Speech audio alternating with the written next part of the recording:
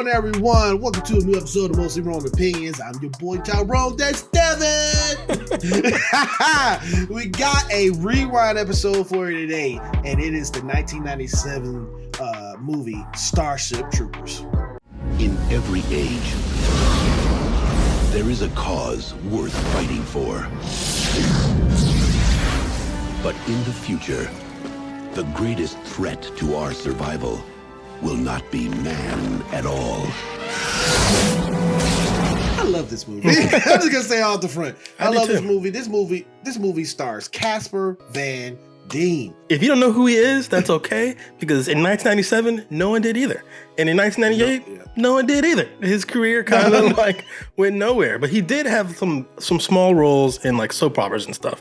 That's kind of how he got this movie. Casper Van Dien, Denise Richards, NPH. He's NPH. That's Neil Patrick Harris, boy. Oh, NPH. Yeah. NPH, man. Man, this movie, I feel like, was ahead of its time in certain things.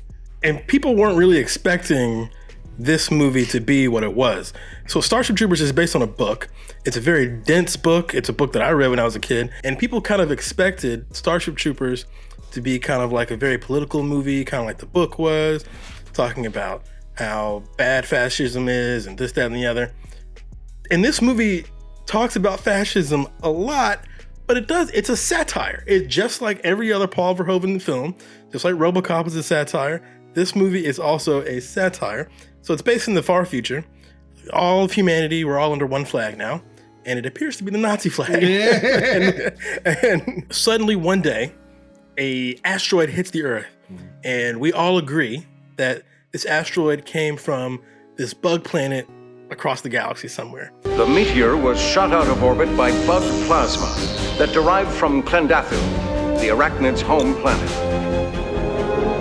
Now, as the movie goes on, if you're really paying attention, you'll start to question whether or not that asteroid came from them. Because we never see these bugs mess with asteroids. We never see them in space. There's never any evidence that they could possibly get up to their asteroid belt and fire an asteroid at Earth. There's no evidence of this. It's like we going over there just to kill them. Exactly. I don't want peace. I want problems, always. And so the asteroid hits, and 5 minutes later, we're at war. They decide instantaneously. Hey, what's going on? War! We're going to war! Because you can tell this. Yeah, exactly. You can tell this society was primed and ready for war. Now, this movie is framed with these really cool like videos, like news clippings almost, you know, like an online news clipping. Yeah, where they're talking about how great the Federation is and how awesome war is. Fully automatic burrito. Who wants to hold it?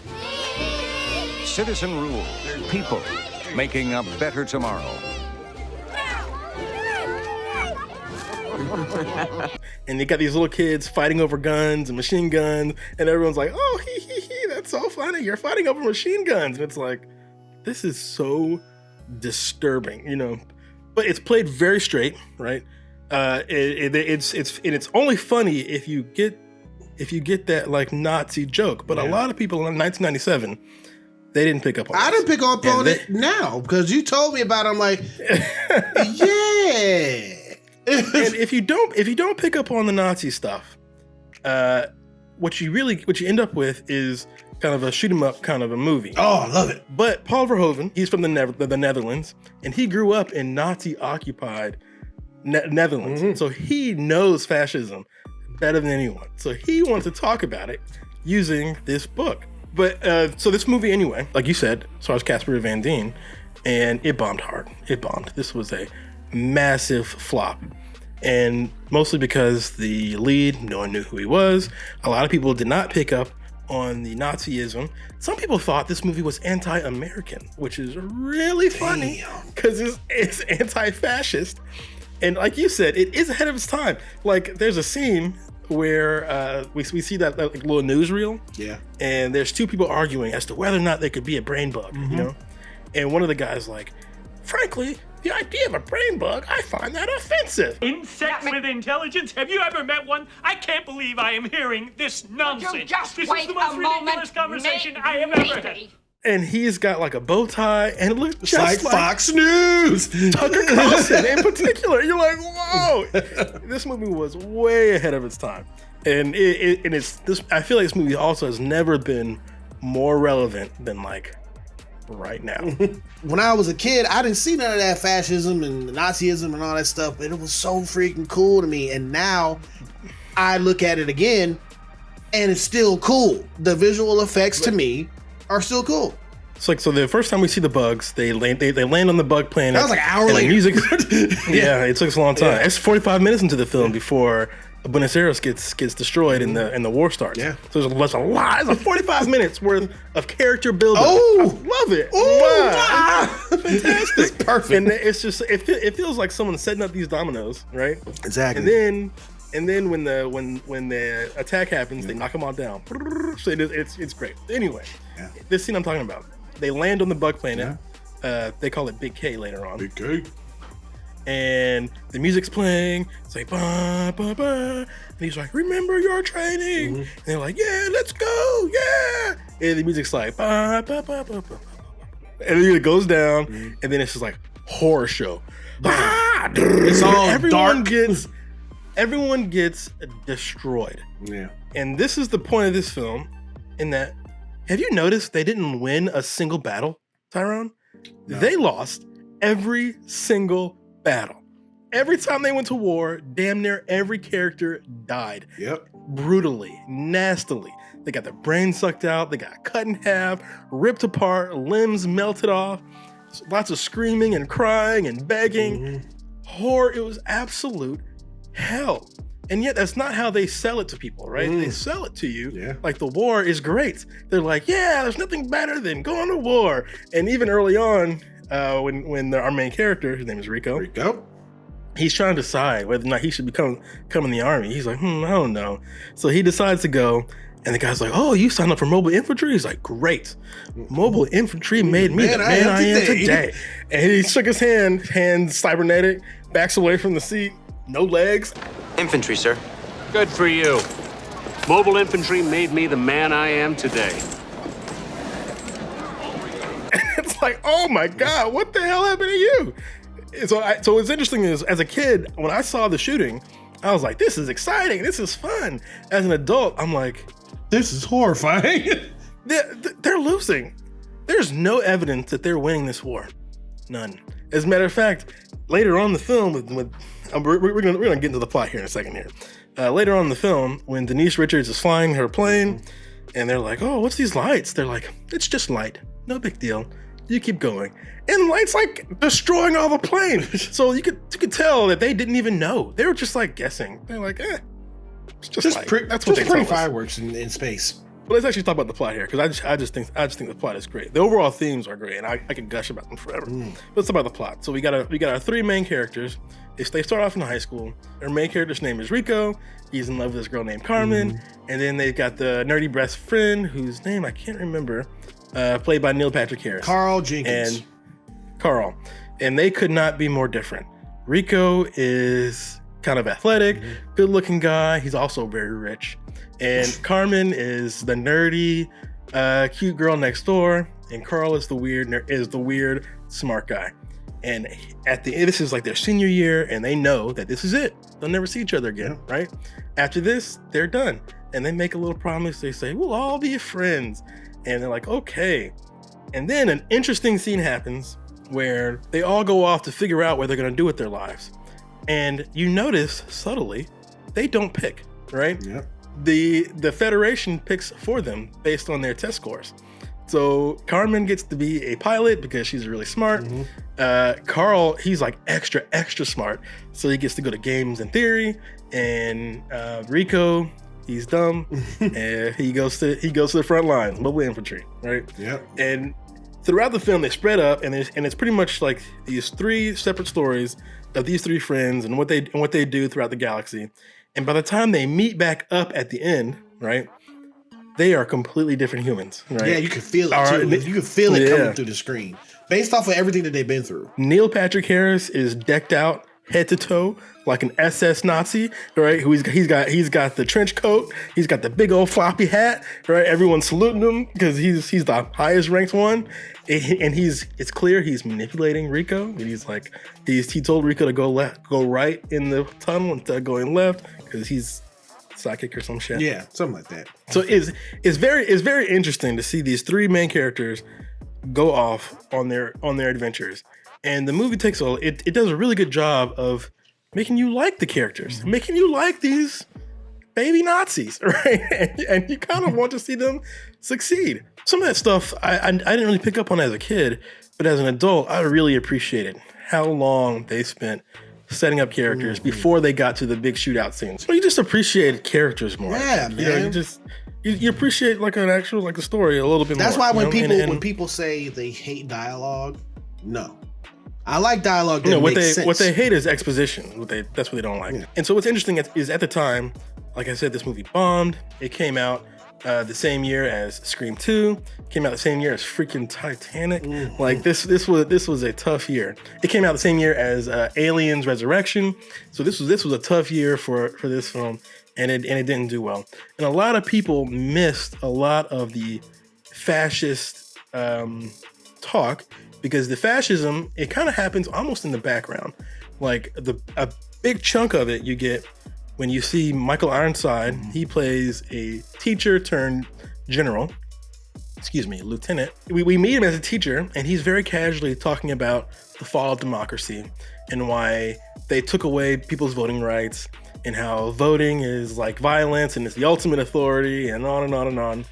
And a lot of people, they just didn't pick up on it because they weren't listening to that. They were waiting for some explosions to happen.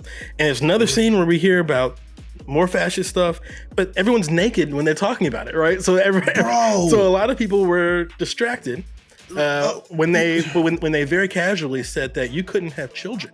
You can't even have kids unless you become a citizen. So I'm like, because she was like, I'm here for babies. Yeah. So I was like, whoa, you telling me you can't even have children? So a lot of that stuff people missed because they were distracted by the flash, by the violence, by the nudity. But there's a lot here in this film. It's so dense. Even after you get all that stuff, right? For example, that girl who said she wanted babies, right? She dies in the first. And she's like one of the first people to die in the first action. Yeah, when the first time they landed on the planet. Yeah. But how did she die? She got dragged away. Now, the first time you watch the film, you just think, oh man, she got dragged away and hacked to pieces. But the second time you watch it, you're like, that brain bug sucked her brains out. That's what they dragged her deeper into the hole so the brain bug could suck her brains. But at that point, they didn't introduce the brain bug yet. So that's only something that you can only pick up upon second viewing. Like, this movie wants you to watch it multiple times. I just love stuff like that. That's so much fun to me. I love that stuff. And let me tell you, man, with that scene where they're all taking a shower, I'm like, it's so weird because they're not separate from ladies and men. No. They're all in there just taking a shower together. I'm like, and they do it very casually. No one is unnotable to them. Clearly, this is something that just happens. It's unnotable. They just shower naked while talking about very personal things about their lives. But I think people were distracted by the nudity. But there's a lot of interesting story beats going on in there. And there's another character we learned. He was super smart and he wanted to go to Harvard, just like Rico. But actually, Rico didn't want to go to Harvard. His parents tried to push him to Harvard. Yeah. But instead he went to the mobile infantry. He gets roasted too. He gets destroyed later. He gets cut apart. I got into Harvard. But my father says, forget it, it's gonna cost an arm and a leg, you know? Oh my God! And this movie pulls no punches on anyone. It's absolutely violent and nasty and gory to all your favorite characters. This coalition looked like the whole world. It is the whole world. It's like the whole world has been turned to Nazis and to fascism. And you can see a lot of shades of this right now in the United States and in what's going on in Russia and Ukraine. And it's incredible how relevant this film is and how relevant it stayed. I don't know how you can watch this movie and think the effects are bad, because they are amazing. And one of the things that sell the effect is that practical effects is great too. But the one thing that really sell it is you don't care, right? You don't doesn't matter. The point is that this war is fucked up. It is absolutely terrible, and that point gets across so clear. It's so great. Clear. That's why sometimes in Marvel movies you're looking at effects. You know why you're looking at the effects? Because you're bored. There's nothing else to look at. This one, it just feels real because there's such a great story going on, music. It's just great. Listen, we can go on and on about Starship Troopers. Let's get into our rating, man.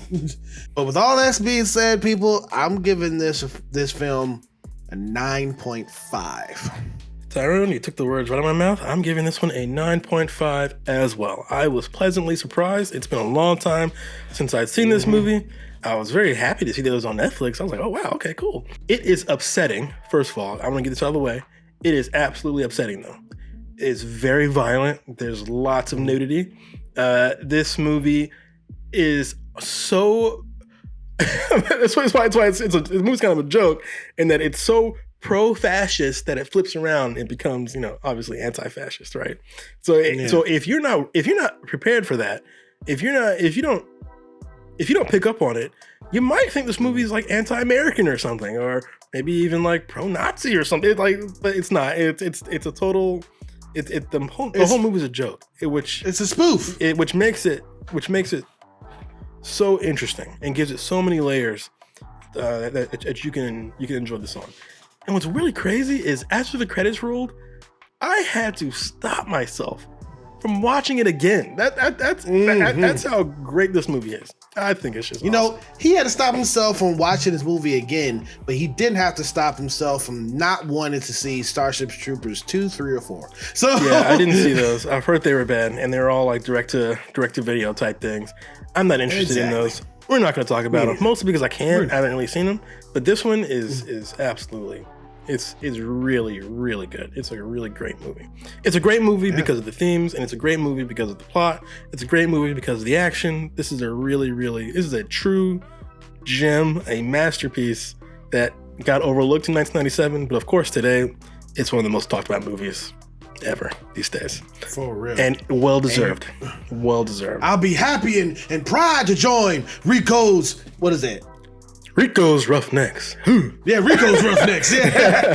Oh, I love that scene, man. First time we're introduced to the Roughnecks, it's Ratchat's Roughnecks. So there's one character, he's kind of a jerk, and he's like, I heard your lieutenant's a real hard ass. And people were like, Lieutenant's a real nutbuster. What are you mad me for? He's like, Ratchat saved my life. And another person stands up. Ratchat saved my life too. My life. Mine too. Mine too. It's like damn. and then Ratchat comes in and he's like, I've only got one rule. I only have one rule. Everyone fights, no one quits. If you don't do your job, I'll shoot you. You get me? We get you, sir! Welcome to the Roughnecks. Ratchat's Roughnecks! Ratchat's Roughnecks. Just Roughnecks. And then later in the film, when it's Rico, he's like, I've only got one rule. I only have one rule. Everyone fights. No one quits. If you don't do your job, I'll kill you myself. Do you get me? We get you, sir! Welcome to the Roughnecks. Rico's Roughnecks! Rico's Roughnecks. I was like, hey! It's awesome. I love that movie. That's perfect, man. And what's interesting, another cool thing about the film, or interesting thing about the film, is how casually they use nukes. Did you notice that? Oh, man. They got shoulder-mounted nukes, and they just nuking everybody. I'm like, yo! They're like, nuke 'em, Rico. Nuke 'em, Rico!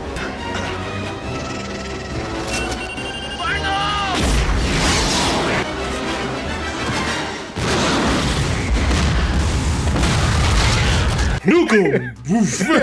I mean, those nukes, and that's what makes the the special effects look great. Yeah, awesome. When that happens. I'm like, damn! It was like, I'm like, yo! And you know how sometimes we talk about how they don't let main characters make mistakes in some movies. He made mistakes. Not only did Rico make mistakes because he got people killed, right? In training, he got people killed. But the entire Federation fucks up all the time because they did not believe that the bugs could think. They were like, there's no way there could be a brain bug. Impossible. They find it offensive, and then of course it's there, and they're like, "What the hell?" So clearly they didn't. The movie they didn't know what they were talking about. So the movie's very interesting in that it lets characters make mistakes, it lets characters learn sometimes the wrong lesson. This is a great movie. Well, everyone, I gave this film a 9.5. Devin gave this film a 9.5. You need to, if you haven't seen this, if you're of a certain age that's younger than us, you need to go ahead and watch this on Hulu, HBO Max, and Netflix. That is our review for Starship Troopers. Kill them all! Starship Troopers. I'd like to thank you for clicking on this video. Thank you very much. It's really awesome. You're awesome right there eating your Cheetos. I see you. Now, go ahead and click that subscribe button for us. It's right there to the left, right there. Boop, boop, boop. All right. And if you did like this review of this classic movie, go ahead and hit that thumbs up. Or you can hit the thumbs down and be like, I don't even know why you hit the thumbs down, because this movie is amazing. If you hit the thumbs down, you're an idiot. So be an idiot if you want to. But that is my opinion. You hit the thumbs down, that is your opinion. But whatever it is your opinion. But just remember, it was one thing. It is mostly more.